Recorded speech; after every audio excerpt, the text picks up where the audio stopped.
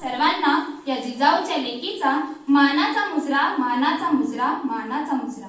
मित्रांनो, छत्रपती शिवाजी महाराज म्हणजे महाराष्ट्राचे आराध्य दैवत।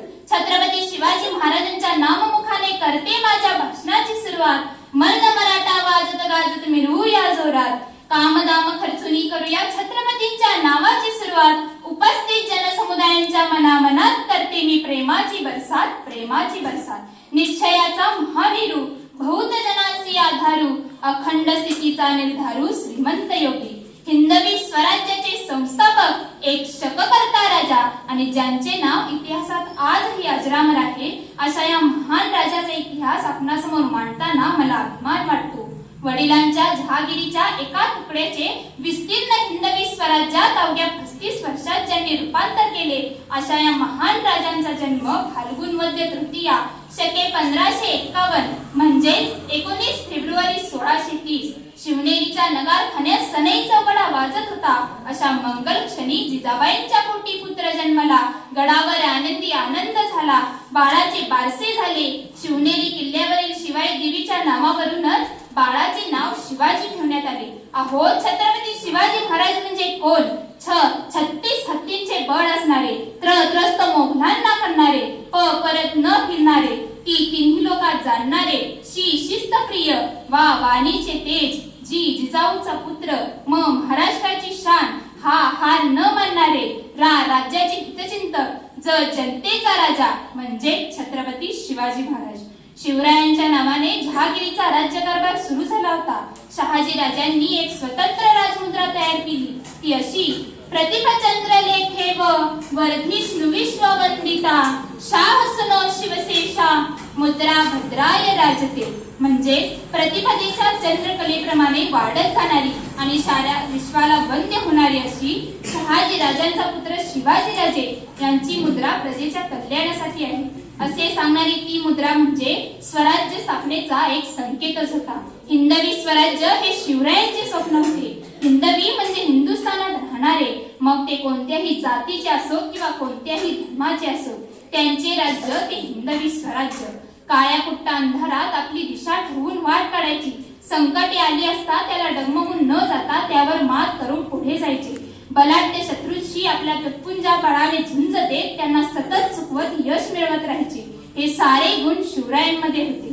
आदर्श पुत्र, सावध नेता, कुशल संघटक, लोककल्याणकारी प्रशासक, हिकमती लढवय्या, सज्जनांचा कैवारी, दुर्जनांचा कर्दनकाळ आणि एका नव्या युगाचा निर्माता, अशा शिवरायांच्या व्यक्तिमत्वाचे कितीतरी तेजस्वी पैलू आहेत। हे सारे पाहिले की मला पुन्हा पुन्हा वाटते, शिवरायांचे 8वे रूप, शिवरायांचा 8वा प्रताप, शिवरायांचा 8वा साक्षेप, भूमंडळी। अशा या महान राजाचा इतिहास थोडक्यात पाहायचा झाला तर जन्म 19 फेब्रुवारी 1630, स्वराज्य स्थापनेची प्रतिज्ञा 1645, स्वराज्याचे तोरण बांधले 1647, अफजल खानाचा वध 1659, बाजी प्रभूंनी शर्तीने खिंड लढवली 1660, लाल महालात शाहिस्ता खानाची फजिती 5 एप्रिल 1663, पुरंदरचा तह 1663, आग्र्याहून सुटका 1666, तानाजी मालुसरेंची कोंढाण्यावर चढाई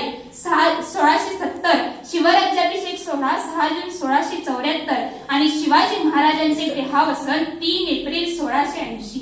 अवघ्या 50 वर्षांचा कालावधी, पण इतक्या कमी कालावधीतही शून्यातून स्वराज्य निर्माण करणारा एक द्रष्टा राजा।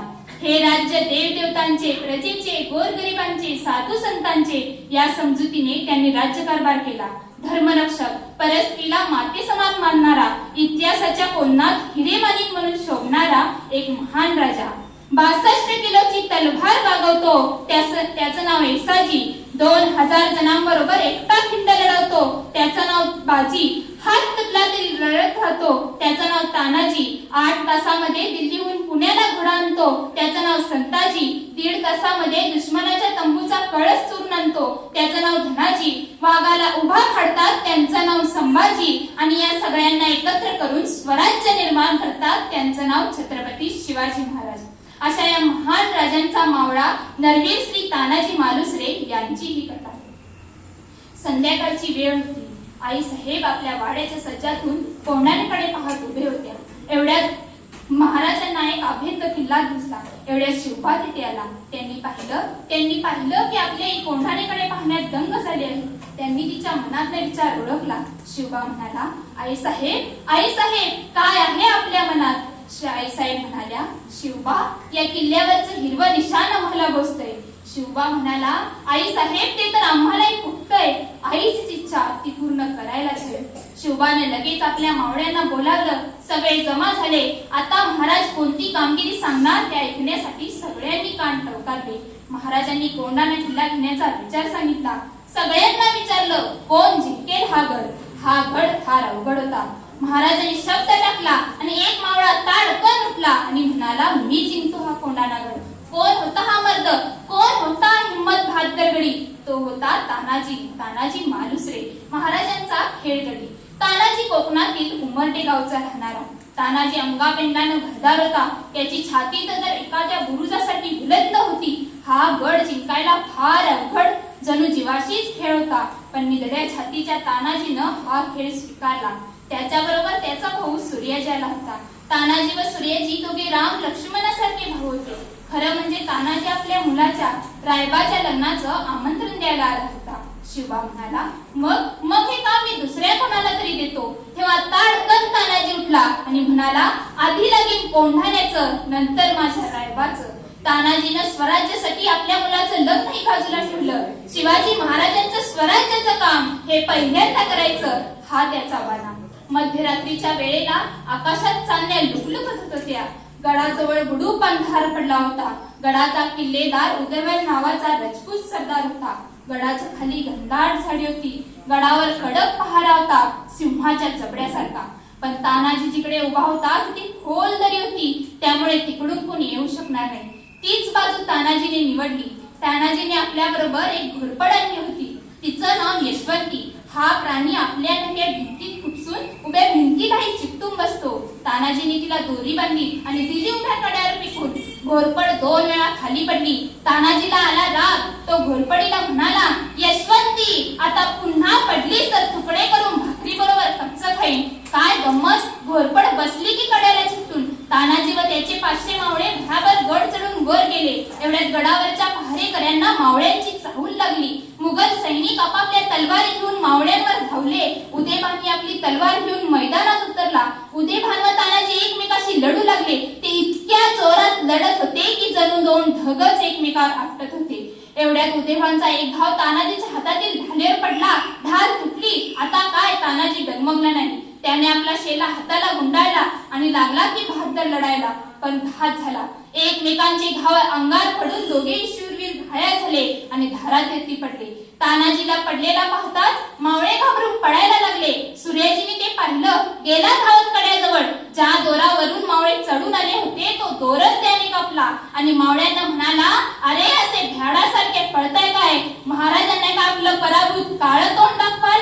आईचं दूध प्याला असाल तर फिरा माघारी. सूर्याजीच्या शब्दांनी त्यांच्यात विरसरी संचारली. मावळे जोर जोराने लढायला लागले. बघता बघता मुघल पळायला लागले आणि मावळे विजयी झाले. शिवाजी महाराज आपल्या महालातून कोंढाण्याकडे पाहत उभे होते.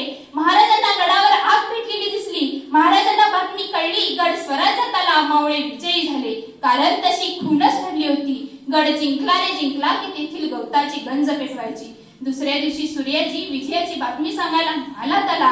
पण बरोबर तानाजी नव्हता. महाराजांनी अधीरपणे विचारलं, कुठाय माझा तानाजी?